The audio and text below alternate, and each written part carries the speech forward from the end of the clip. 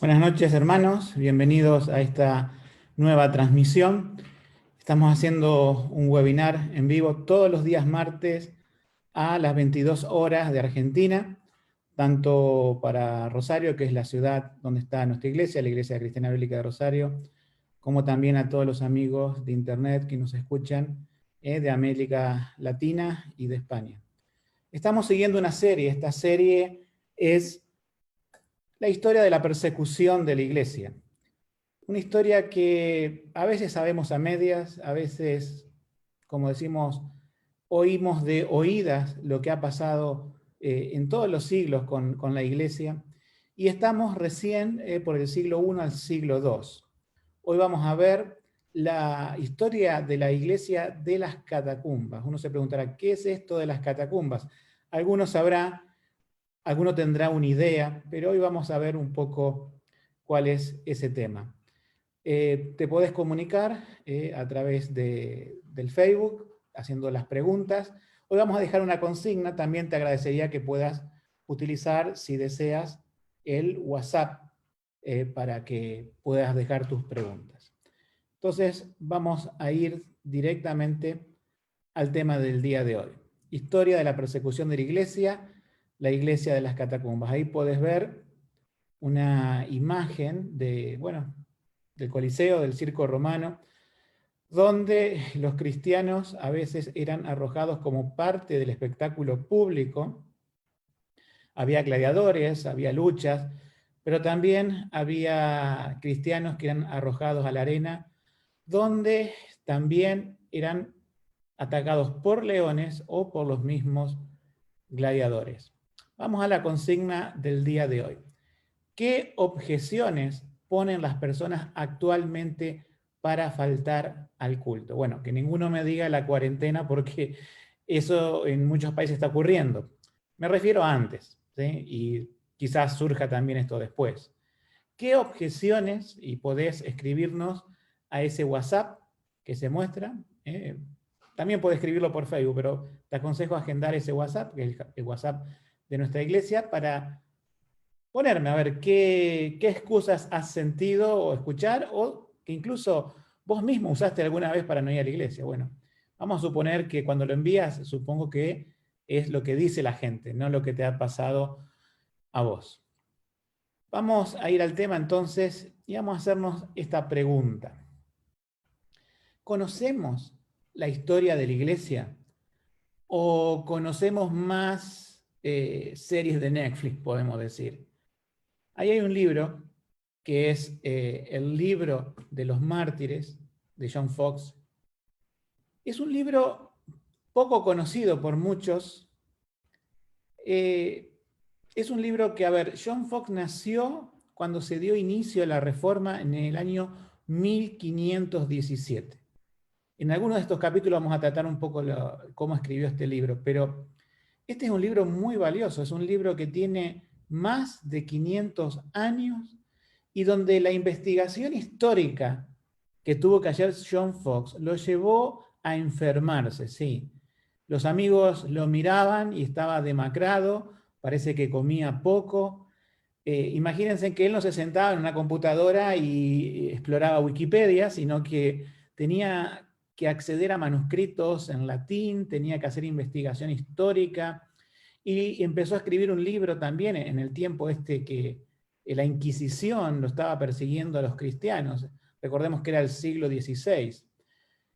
Entonces, John Fox hizo un gran esfuerzo, casi como un traductor de la Biblia perseguido, para hacer un libro acerca de la historia de la iglesia, o sea, de la iglesia mártir, de la iglesia perseguida.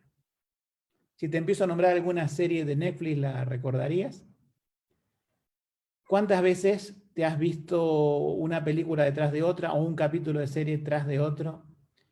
Y ponete a pensar, si yo te pregunto, ¿qué conoces de la historia de la iglesia? ¿Estarías dispuesto a hacer un esquema resumido, siglo I, siglo II, siglo III, hasta llegar al siglo XXI?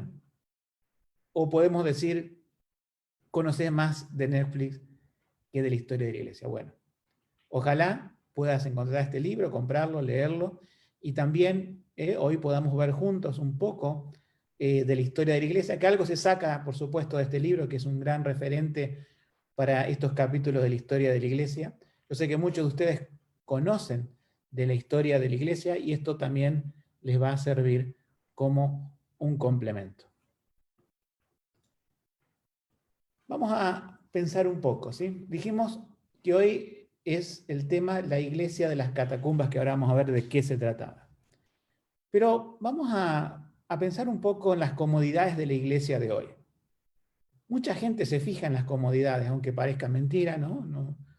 Sí, dicen, bueno, vengo a escuchar la palabra de Dios, vengo a alimentarme, vengo. A veces la gente ve el culto como un espectáculo a consumir y no como un Dios que hay que adorar, ¿no es cierto? Y se fija mucho a veces la gente, es más, mucha gente va a alguna iglesia porque se siente más cómoda, podemos decir, físicamente que espiritualmente. Se fija en las butacas.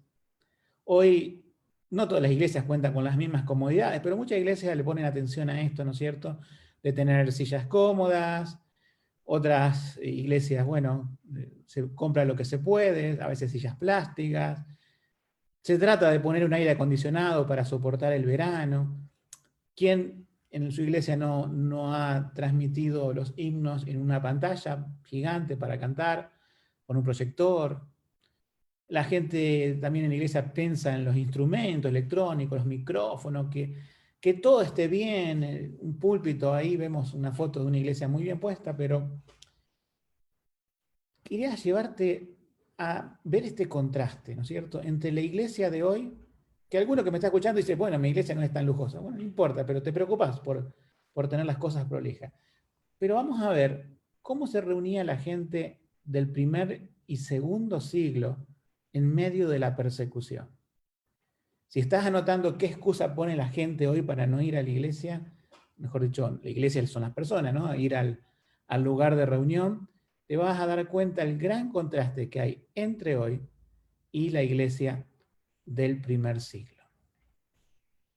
Vamos a ver un versículo que nos va a servir como introducción a entender un poco estas palabras del Señor Jesús.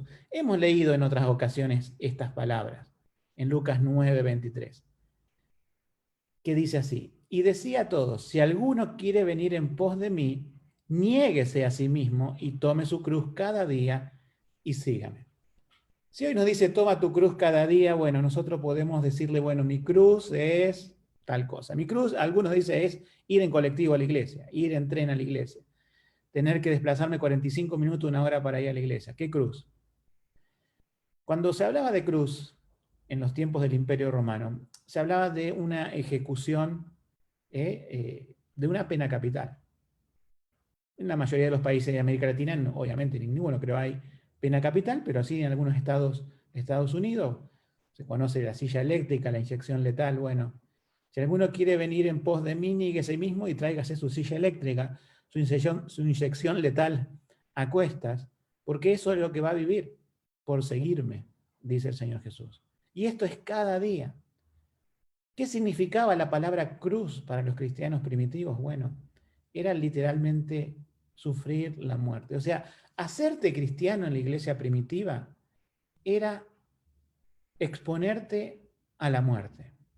Hoy todavía, ¿no es cierto?, en otras partes del mundo se persigue a los cristianos, en países musulmanes sobre todo. En América Latina no tanto, hay problemas, hay estadísticas también en algunos lugares, no las ciudades principales, pero sí de persecución, lo que llamamos persecución. Pero aún no sabemos nada de lo que era la persecución frente a lo que sucedía en aquella época. En aquella época la persecución sí que era, podemos decir, una tortura antes de matarte y la muerte al fin, y allí los cristianos la enfrentaban con un gran valor.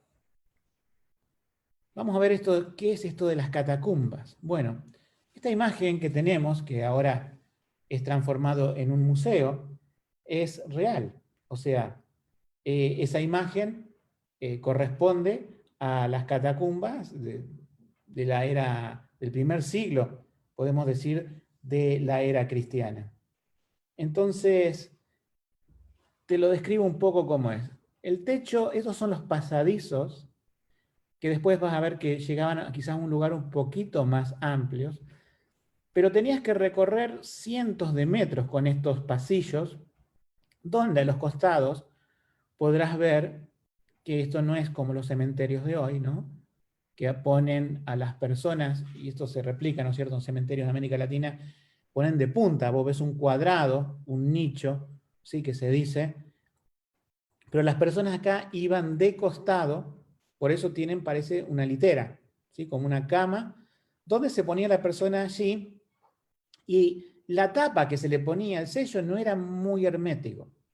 O sea, hoy, imagínate los entierros de hoy, tienen un cajón, desde madera, aluminio en muchos casos por dentro, y encima sellado lo más que se pueda, y aún así, cualquiera que ha ido a un cementerio en un día de verano, por ahí el olor, depende de la presión atmosférica, no es muy lindo. Imagínate estas catacumbas con esas personas fallecidas metidas ahí y en descomposición, lo cual atravesar esos pasillos era ya todo, podemos decir, un logro, ¿sí? Las criptas tenían 2 metros de largo por 80 centímetros de ancho. El alto ahí de la galería del pasillo era 2,8 y apenas para pasar 1 metro en algunos lugares y 1,5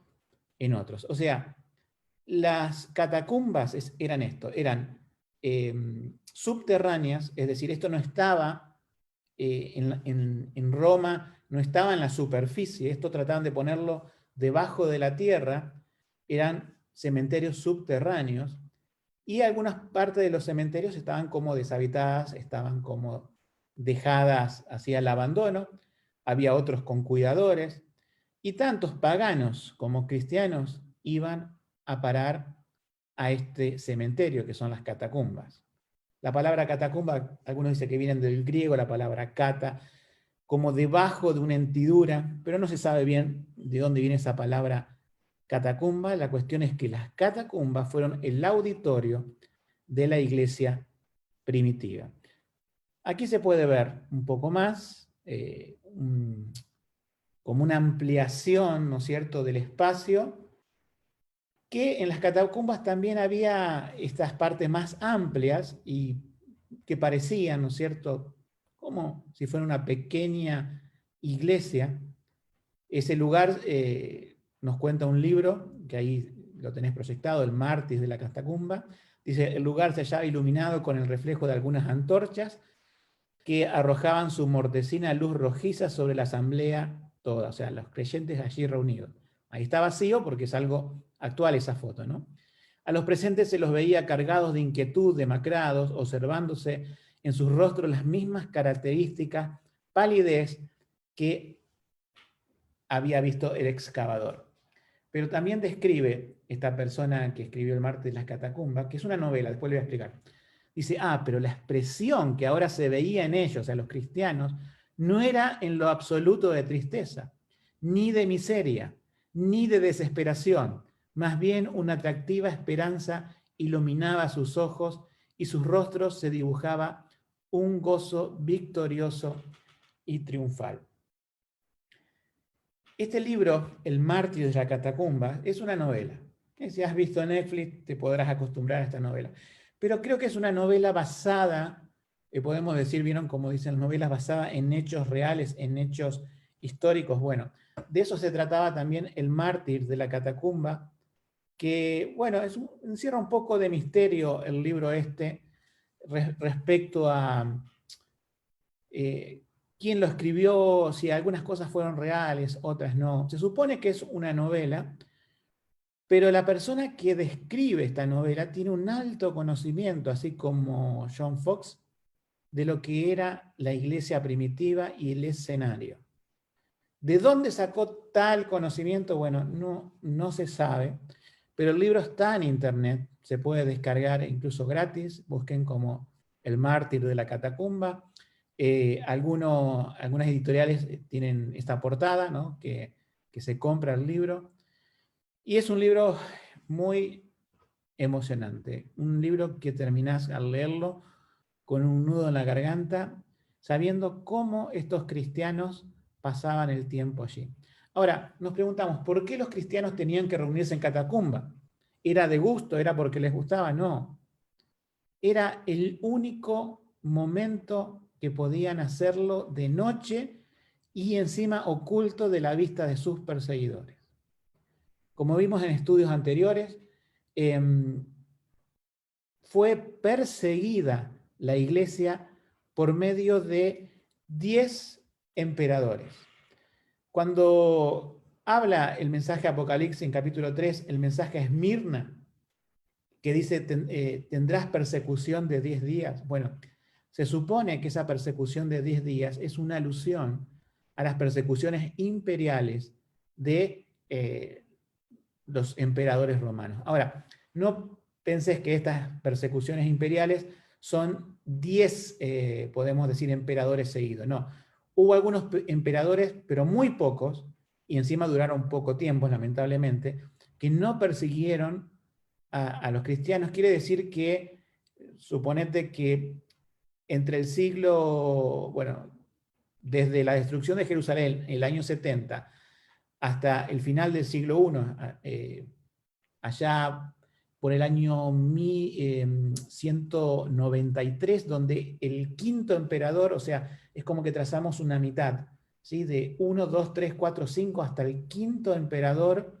los cristianos sufrieron casi por más de 120 años persecución, y luego tuvieron otros 120 años hasta llegar allá al año 313. O sea, si sumamos las 10 persecuciones imperiales, nos vamos a dar cuenta que fueron aproximadamente unos 280 años de persecución. Es mucho. Es demasiado, uno puede decir, para que la iglesia crezca, para que la iglesia se multiplique. Sin embargo, la iglesia se multiplicó más y más en el tiempo de persecución. Las atrocidades que han hecho los emperadores, por eso tenés que leer este libro de John Fox y conocer lo que pasó en los primeros 2 siglos, casi 3, de la iglesia primitiva.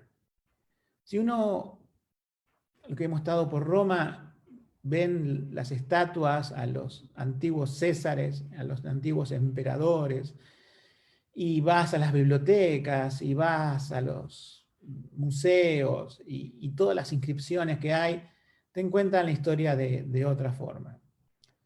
En este libro de John Fox te muestran que los emperadores, empezando con Nerón, ¿sí? Allá en el año 67 después de Cristo, y los 10 emperadores que persiguieron a la iglesia eran poco comparado a Hitler, podemos decir, nada más que en vez de perseguir al pueblo judío, perseguían a los cristianos.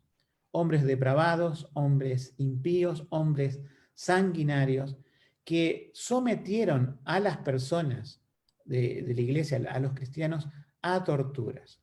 Hemos visto en capítulos pasados, ¿sí? Que hemos dado el nombre de hombres, de grandes teólogos cristianos que murieron, pero morían mujeres, morían niños, morían jovencitos, eran torturados, metidos en calderos hirviendo, con ganchos, rasgaban su carne, le prendían fuego vivo, le pegaban con un martillo en la cabeza, a otros le cortaban la cabeza. Toda esta secuencia de cosas que pasaron, que ahora no puedo resumir, simplemente nombrar algunas cosas, John Fox las fue averiguando históricamente. Y el otro día, cuando vi en internet algo que decía, no, mira, la persecución de los emperadores a los cristianos no fue tal. Uno se llena de indignación, ¿no? Porque es como negar el holocausto judío. Y hay quienes lo niegan, ¿no es cierto? Y negar la persecución de los primeros 3 siglos de la iglesia es algo que no tiene asidero. Pero tenemos libros históricos, vuelvo a repetir, tenemos libros escritos hace 500 años, como de John Fox, que te cuenta con lujo de detalles todo lo que la iglesia tuvo que soportar en aquel tiempo. Vamos a seguir avanzando, ¿sí? Y te quería mostrar esto, es algo muy curioso, ¿no? En las catacumbas. Recordá que las catacumbas hoy se pueden visitar en Roma, son subterráneas, algunas partes están abiertas, otras se desmoronaron, otras están para ser visitadas. Y en el tiempo de John Fox, ¿sí? Había escritos circulantes acerca de las leyendas que tenía las catacumbas, es decir, cuando una persona era puesta en uno de esos nichos, ponían una leyenda. Ahora, quería que veas el contraste que hay entre la leyenda de las tumbas cristianas y la de las tumbas paganas. Vuelvo a repetir para los que recién se inician aquí en la transmisión, que pueden enviarme un WhatsApp con esta consigna. La consigna de hoy es: ¿qué excusa pone la gente para no ir a congregarse? ¿Sí? O a la iglesia, como decimos. No, vamos a hablar en tercera persona, la que vos estés pensando, y vamos a resumir algunas. Así que los de mi iglesia pueden enviarla a mi celular, y si no, los demás pueden enviarla al WhatsApp que se mostró al principio, también está aquí en mi página, ¿sí? Entonces, la tumba de los cristianos. Por ejemplo, dice una, ¿no? Aquí yace Marcia, puesta a reposar en un sueño de paz. Otra dice, Lorenzo, a su más dulce hijo, llevado por los ángeles. Otra, victorioso en paz y en Cristo. Otra, al ser llamado, se fue en paz. Había, como estas, muchísimas epitafios, y lamentablemente muchos cristianos, al ser en la superficie, o sea, arriba de las catacumbas, matados, ni siquiera podían ser enterrados. O sea, era un lujo que un cristiano descendiera a su cuerpo a una catacumba y fuera puesta en un nicho, porque muchas veces lo quemaban, muchas veces lo que quedaba en el circo no se podía enterrar, lamentablemente, y muchas matanzas de cristianos masivas, se ha dicho también, se encontraron en fosas comunes, como 50, 60 esqueletos, seguramente de cristianos. O sea, con esto te quiero decir la gravedad de la cuestión. Pero aquí tenemos las tumbas de los paganos. Fíjate cómo dice la tumba de los paganos. Vive para esta hora presente, porque de nada más estamos seguros. Cero esperanza en ese epitafio. Levanto mi mano contra los dioses que me arrebataron a los 20 años, aunque nada malo había hecho. Obviamente no podía levantar la mano porque estaba muerto, pero los que lo escribieron expresaron como si esta persona estuviera viva su indignación, que levanta su mano contra los dioses. Dice que no había hecho nada malo, o sea, se creía bueno, como la mayoría de las personas hoy se cree, ¿no? Otro epitafio, una vez no era, ahora no soy, nada sé de ello y no es mi preocupación. Un poco más filosófico, pero también deja un sabor a sin sentido a la vida. El último epitafio que vamos a leer dice, peregrino, no me maldigas cuando pases por aquí, porque estoy en tinieblas y no puedo responder. Nada alentador ese último epitafio. Creo que es también igual, a veces no soy muy de ir al cementerio, ¿no? Pero muchos lo hacen. Y también, yo una de las cosas a veces que me fijo, por ahí encuentro la tumba de algún creyente. No porque tenga una cruz, ¿no? Sino algunos pueden poner alguna leyenda, como Libro de los Cantares, hasta que apunte el día y huyan las sombras, o algún versículo que hable de la segunda venida de Cristo, y realmente en un ambiente lúgubre como es el cementerio, se llena de esperanza uno al encontrar un versículo o una nota de esperanza. Y si no, uno se encuentra no estas quejas a los dioses, como eran las catacumbas de los paganos, sino se encuentra con formalidades, con frases hechas que expresan sus familiares, y realmente la visita a un cementerio te puede dar cuenta quién era cristiano, quién era pagano a veces por la inscripción. Pero en aquel tiempo las inscripciones era importante. Déjame comentarte algo más. Había en el interior grabados, es decir, la iglesia, no sé si habrán sido jóvenes o personas más grandes, en la piedra empezaban a dibujar y hacían algunas, podemos decir, figuras que se identificaban con el cristianismo. Algunos se preguntará, ¿estaba el pececito? Sí, sí, sí, claro. De ahí mayormente se saca.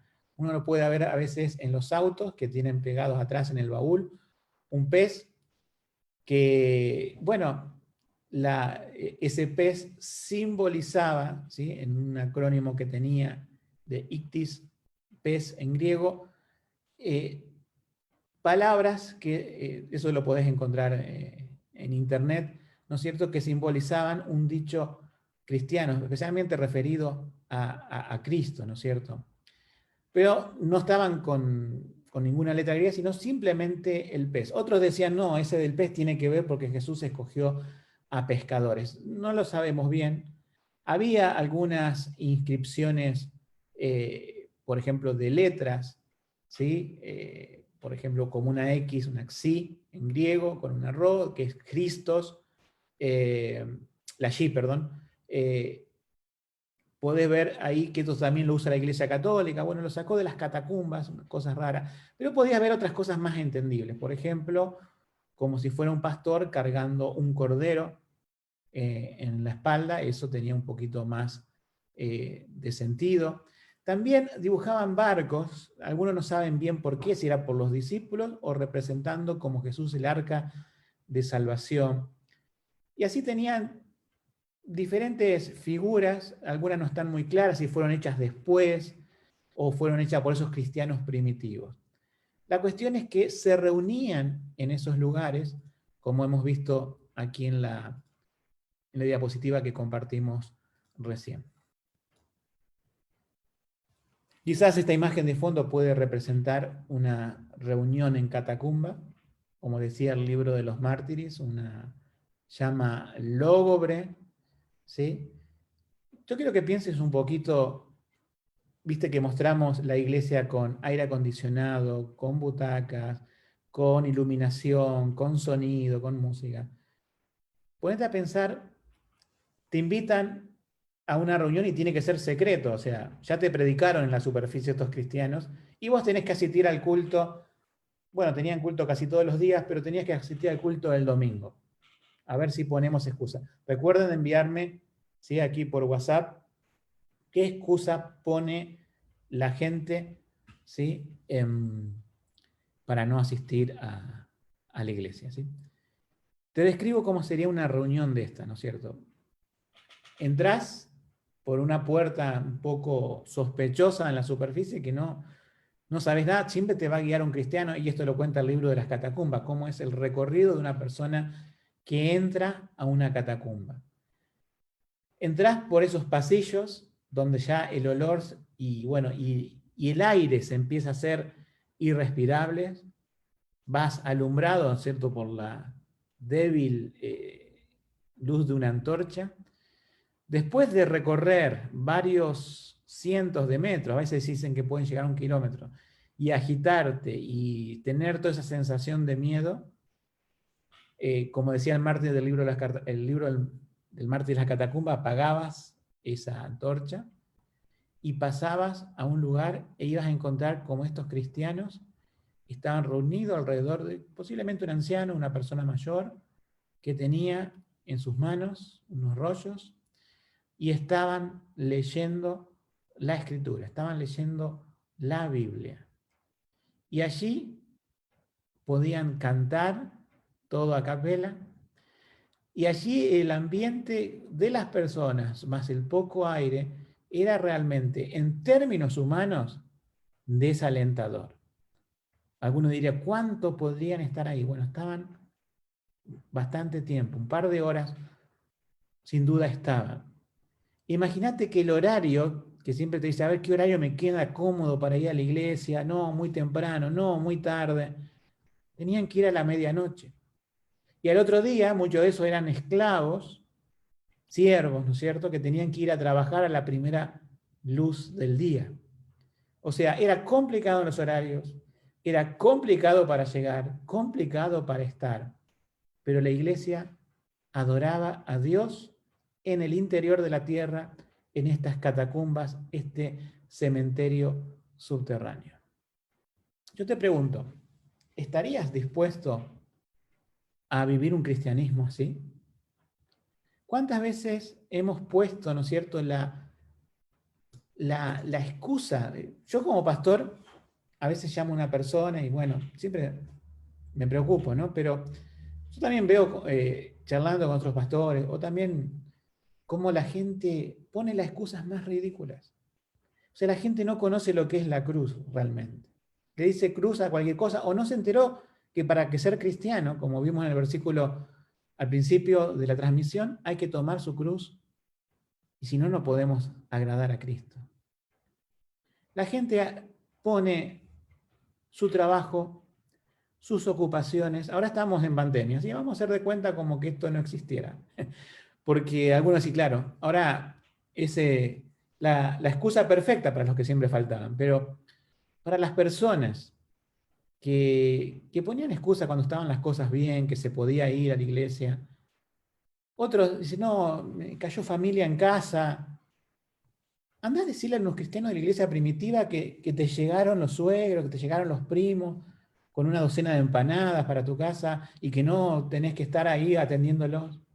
Ellos valoraban quién era Dios. Ellos valoraban quién era Cristo, su Señor. Ser cristianos para ellos era jugarse la vida. Y al ser verdaderos cristianos, ellos valoraban muchísimo la adoración como iglesia, aún en el interior de un cementerio subterráneo como es la catacumba. Pero claro, el cristianismo nominal de hoy, y me refiero a creyentes que son de nombre, o sea, piensan que son cristianos porque van de vez en cuando a una iglesia, porque sus padres han sido cristianos, porque tienen una Biblia, porque asienten a muchas de las doctrinas cristianas, pero no pasa de ser algo mental, porque cuando se interpone algo poquito más importante que Dios, que no hay nada más importante que Dios, ya se dejan de congregar. Y lo ponen como una excusa válida. No conocen ni la historia de la iglesia, pero tampoco es posiblemente muchas personas que a una oveja no la obligás a comer pasto, va a buscarlo solo. Y estas ovejas de la iglesia primitiva iban a buscar ese pasto espiritual, iban a estar en comunión con sus hermanos, se gozaban de estar en un lugar oscuro, maloliente, pero adorando a Cristo. Sabían que salir a la superficie significaba peligro, no podían hacerlo en una casa, cualquiera lo podía espiar, podían entrar los soldados romanos, que eran un poco supersticiosos y no entraban de noche a las catacumbas. Los cristianos eran valientes porque no tienen ningún temor a fantasmas ni nada por el estilo, no tienen ninguna de esas supersticiones paganas, y ellos perseveraban. Yo te pregunto, si hubiese estado en ese tiempo, ¿te quedabas en la superficie y cambiabas de religión? ¿Adorabas a Júpiter? ¿Adorabas a algún otro dios romano? ¿O si eras cristiano realmente bajabas a la catacumba? Yo te lo planteo hoy, ¿qué sacrificio? Si representa realmente un sacrificio para vos congregarte con los hermanos. Si es un sacrificio, debes rever tu salvación. Si para vos es un sacrificio estar en comunión con los hermanos, yo te pido que reveas tu salvación, porque la Biblia nos dice, el que ama, ¿sí? A Dios, a quien no ha visto, ¿cómo va a amar a su hermano? Esto nos decía el apóstol Juan, a su hermano, a quien sí ha visto, pero dice que ama a Dios, pero no ama a su hermano, no exista. Yo sé que hay muchos cristianos que me escuchan, pero también muchas personas curiosas que han entrado o que son pseudos cristianos, y a ellos me refiero. No te engañes. Si Cristo hizo una obra en tu corazón, la cruz es ligera. Su carga es ligera. No te asusta arriesgarte por Cristo. Pero cuando no está Cristo, todo te parece pesado Y si no hay un lugar tipo show, con butacas, con luces, ¿vieron cuando la iglesia dejó de creer en el Evangelio y empezó a invitar a los del mundo por medio de la música? O sea, vení, le decían los jóvenes, vamos a tener un concierto. ¿Qué concierto había en las catacumbas? Y te invitaban por Cristo. Ya eras cristiano para tener que entrar, no entrabas si no eras cristiano. Tenían que haber dado algún, podemos decir, alguna conducta, tendrían que haber evaluado a un cristiano como que realmente te la estás jugando para bajar a las catacumbas. Pero hoy las personas dicen, voy a ver si esta iglesia me agrada, si la música me agrada, si sus obras de teatro, porque muchas iglesias hacen obras de teatro, ¿sí? O sea, hoy están cerradas como los teatros y los tenemos merecidos en ese caso, ¿no? Bueno, nosotros tenemos que pensar que los cristianos de la iglesia primitiva, ahí se manifestaba su cristianismo, porque realmente se jugaba la vida por Cristo. Pero vamos a leer un poquito este versículo y a detenernos en eso. Esto es como un webinar, una mezcla de estudio bíblico, ¿no es cierto? Y historia, es algo desestructurado, ¿no? No es un mensaje expositivo. Apocalipsis 2:9 dice, yo conozco tus obras, nuevamente, recordamos, es la iglesia de Sardis, y tu tribulación, y tu pobreza, pero tú eres rico, tú eres rico. ¿Qué es una iglesia rica? Es una iglesia como la que vimos al principio, con todas las luces, sonido, butacas y aire acondicionado. Hoy se le dice a los cristianos que tienen que ser ricos, una locura. Decirle a la iglesia primitiva, que están en las catacumbas, que el objetivo de ellos es ser felices en la vida y que Dios le tiene que conceder todos los deseos. Si alguno me está escuchando y está diciendo, uy, esto es lo que veía en una iglesia a la que iba, bueno, yo te digo claramente, ese es el falso evangelio que Satanás ha introducido dentro de la iglesia. Nada mejor que compararlo con la iglesia de las catacumbas para que te des cuenta de una vez por todas dónde está la verdad. La verdad es que la iglesia del Señor es pobre en su tribulación, en su persecución. Con que tengamos 100 años de no persecución, y yo diría un poco menos, agresiva, vendrán tiempos de persecución. Dice, yo conozco tus obras y tu tribulación y tu pobreza. Pero el Señor aclara, pero tú eres rico. No hay iglesia más rica en la historia, creo, que la iglesia de las catacumbas. Porque la mayoría de esos creyentes iban muriendo a la superficie. Imagínate que te reunís con tus hermanos el domingo y al domingo siguiente te reunís. ¿Y qué pasó con fulano? Y lo mataron, lo entregaron al circo romano, lo tiraron y vino una bestia y lo despedazó. O fueron capturados y están en la cárcel. Y así iban menguando, pero también se iban multiplicando e iban apareciendo. Te pongo un ejemplo acá. Un ejemplo de inscripción. ¿Sí? Esta es una pintura muy célebre, muy famosa, la que está ahí a la izquierda, de un león y unos tigres a punto de salir. Y esos que están arrodillados orando allí son cristianos. Y ese hombre que está parado allí, posiblemente sea como un Policarpo de Esmirna. Hay personas crucificadas y hay personas que están ardiendo como si fuera una antorcha. Hay un coliseo romano que, tan sanguinario como el emperador, ¿sí?, se entretenía, vaya entretenimiento, ¿no? Cómo estos leones eran devoraban a los cristianos. Fíjate, te voy a leer esto, en el Coliseo. En el corredor del servicio que conduce al tercer nivel, a la izquierda, había dibujado una cruz. Esta se apoya sobre una línea que une dos grandes letras, una T y una S, explica el profesor Guiduzzi. Esto lo busqué en una investigación de alguien que estuvo ahí en el Coliseo, ahí en las catacumbas, y este profesor, no sé si era creyente, pero por lo menos quería demostrarle a aquellos que decían que no existió la persecución a los cristianos, como aquellos que tenían el holocausto, que era verdad. Y encontró esta inscripción, ¿no es cierto?, que decía Taurus, pero con esa T hecha con la cruz. No tengo la inscripción exactamente, está, es un montaje, ¿no? Estas dos letras, prosigue el experto, expresan de manera sintética una exclamación típica del público de la época que asistía a los espectáculos y esperaba que saliera a la arena la bestia contra los condenados. Y gritaba a toda la gente, Taurus, Taurus, Taurus. Quiere decir toro, pero en realidad es bestia, o sea, un animal. No es exactamente podía decirse que era un toro, aunque también los había, según se dice. Por lo menos en el libro de John Fox habla de toro, pero bien podría ser el Taurus Taurus, un león que salía, una bestia, ¿no es cierto? Y esa pequeña cruz fue añadida para contrarrestar un grito de violencia y de muerte. O sea, es una referencia a Cristo que salva. Los cristianos habrán estado acostumbrados a oír desde sus celdas cómo eran entregados otros que salían de sus celdas a los leones y la gente gritaba Taurus, Taurus.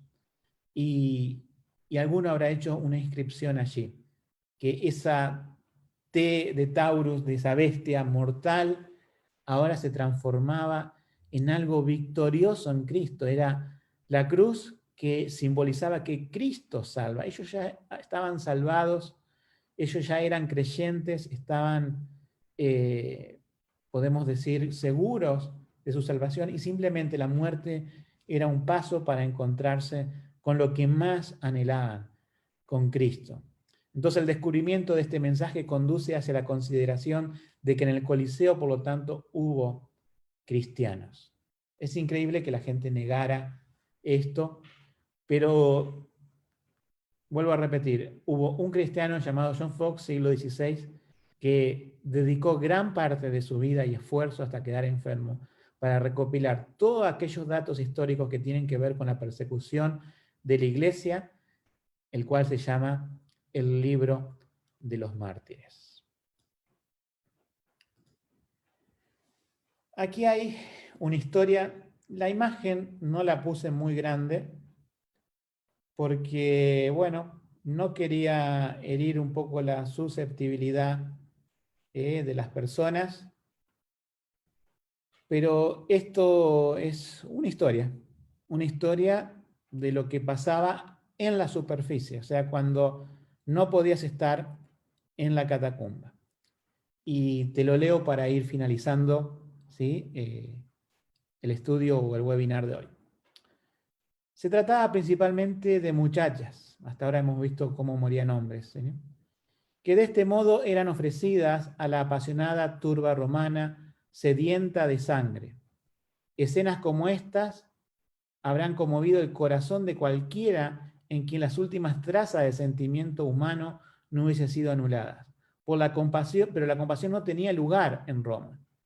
Escogidas, temerosas, las infelices criaturas mostraban la humana debilidad natural al enfrentarse con la muerte tan terrible que le esperaba, pero de un momento a otro algo como una chispa misteriosa de la fe las poseía y las hacía superar todo temor. Al darse cuenta las fieras de la presencia de sus presas empezaron a acercarse.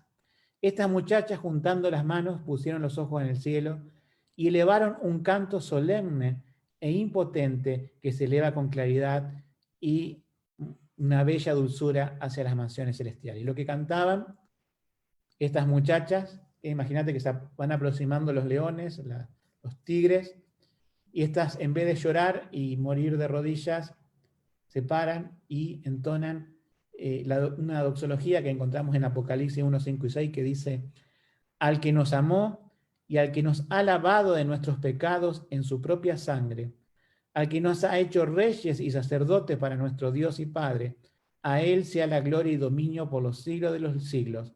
Aleluya. Amén. Este era el canto, ¿no es cierto?, de las personas estas muchachas, ¿no es cierto?, que murieron en un circo romano. Terminamos con este versículo, un versículo que nos habla de esperanza. Romanos 8:35. ¿Quién nos apartará del amor de Cristo? tribulación o angustia, o persecución, o hambre, o desnudez, o peligro, o espada. Presta atención al versículo 36.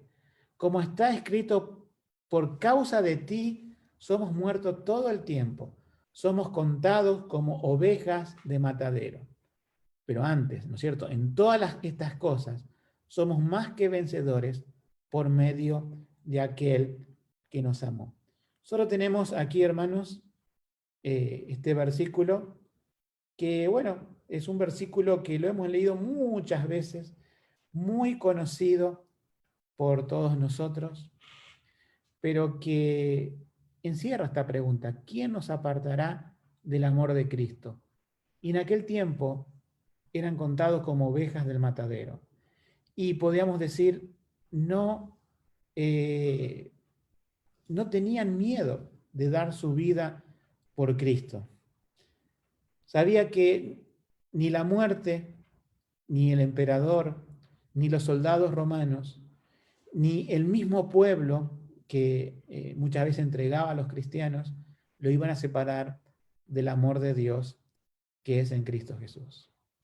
Entonces, para terminar, te exhorto a que todo esto que vimos hoy muy brevemente de la iglesia de la Catacumba, podemos sacar como conclusión que nunca la iglesia, cuando fue perseguida, amenazada y eran muertos, la iglesia retrocedió.